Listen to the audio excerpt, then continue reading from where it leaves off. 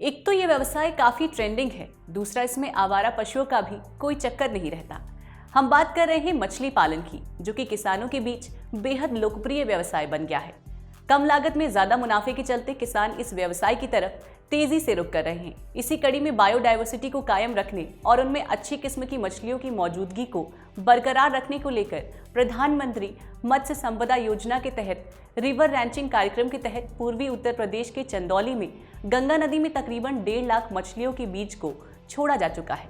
इस दौरान चंदौली की जिलाधिकारी ने बीते दिनों विभागीय अधिकारियों की मौजूदगी में मछुआरों के साथ एक बैठक भी की और किसानों को मछली पालन संबंधित टिप्स भी दिए गए।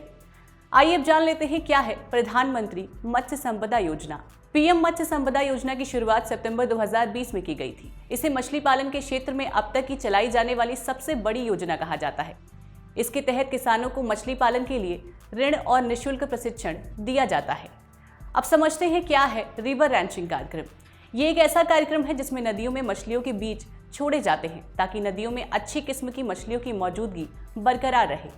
दरअसल इसी कार्यक्रम के तहत चंदौली जनपद की बलुआ घाट पर मत्स्य विभाग के अधिकारियों की मौजूदगी में जिला प्रशासन द्वारा 1,40,000 मत्स्य बीज गंगा नदी में छोड़े गए। मछुआरों द्वारा नदियों में लगातार मछलियों के मारे जाने के साथ साथ प्रदूषण के चलते नदियों में भारतीय मेजर कार्प प्रजाति की रोहू, नैन और भाकुर आदि प्रजाति की मछलियों की कमी हो जाती है।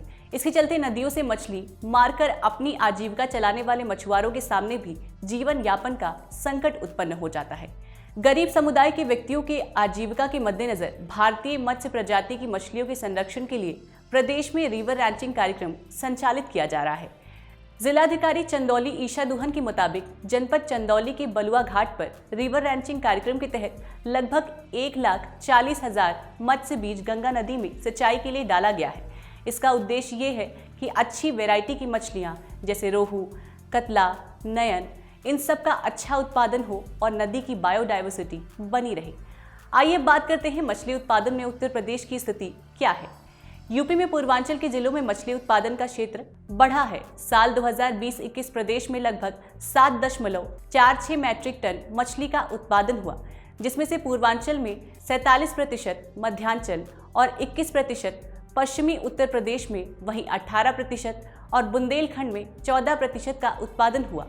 मछली पालन एक ऐसा व्यवसाय है जिसमें शायद ही किसी को नुकसान होता हो, लेकिन पिछले कुछ सालों में मछली पालन के क्षेत्र में यूपी काफी आगे बढ़ा है। मछली पालकों की आमदनी बढ़ाने के लिए सरकार द्वारा दिए जा रहे बजट में 2 गुना बढ़ोतरी कर दी गई है। वित्तीय वर्ष 20-21 योजनाओं के संचालन के लिए 105.24 करोड़ रुपए का बजट का प्रावधान था, जो वित्तीय वर्ष 2021-22 में बढ़ाकर 271.03 करोड़ रुपए का कर दिया गया है। आज की हमारे इस वीडियो में बस इतना ही। पर आपको हमारी ये वीडियो कैसी लगी कमेंट बॉक्स में बताना बिल्कुल ना भूलें। देखते रहें और करते रहें बातें यूपी की। नमस्कार।